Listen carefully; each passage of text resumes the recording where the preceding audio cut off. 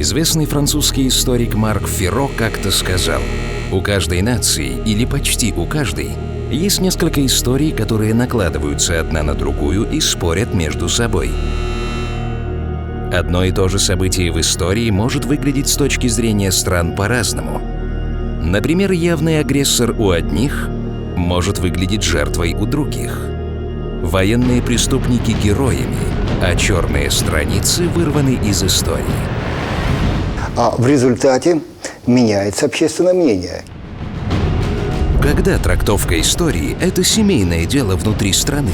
В этой фальсификации должны быть определенные разумные пределы. А когда нарушение разумных пределов? И тогда как это может отразиться на каждом из нас?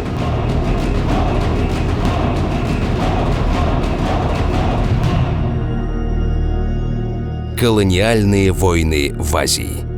Пределы дозволенного.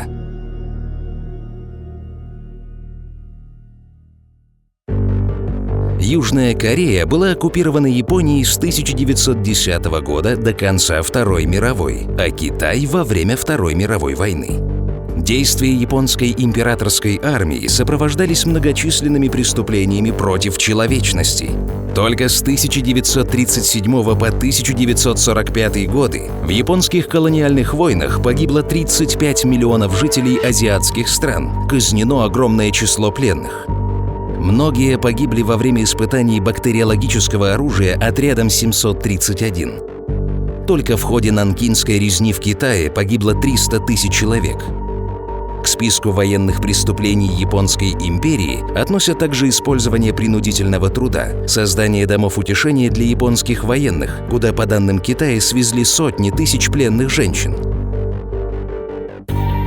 После окончания войны союзники осудили более 4000 японских солдат. 1000 из них приговорили к смертной казни.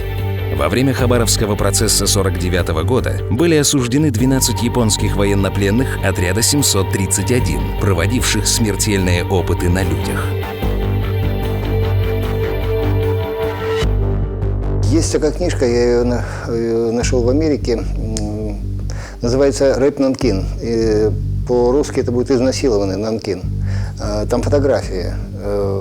Ну, что там творили японские солдаты, это просто чудовищно. А что сейчас об этом рассказывают японские учебники истории?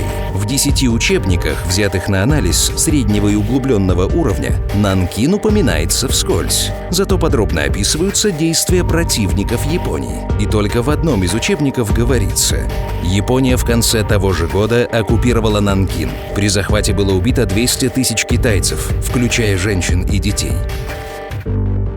О том, что делали японцы на территории захваченных ими стран, написано недостаточно подробно, недостаточно, может быть, масштабно по количеству этих жертв. Надо называть вещи своими именами. Если это были преступления в отношении, тем более, мирного населения, это преступления. И никак не замалчивать эти факты, что пытаются сейчас сделать японцы. А что, собственно, делают японцы? Если Германия после окончания Второй мировой покаялась, был Нюрнбергский процесс, распущены все фашистские организации, и для немцев пересмотр истории недопустим, то японцы, собственно говоря, и не каялись. Они уверенно заявляют о своей невиновности. А в результате меняется общественное мнение. Китай из жертвы превращается чуть ли не в агрессора. А Россия так вообще агрессор. Нынешнее поколение выросло, они не знают о том, что это американцы сбросили атомные бомбы. А когда у них спрашивают, а кто же тогда сбросил? Россия, Советский Союз. Отсюда делается соответствующий вывод. Если человек забывает такие исторические факты, то через поколение эти факты повторятся снова, уже в новой войне.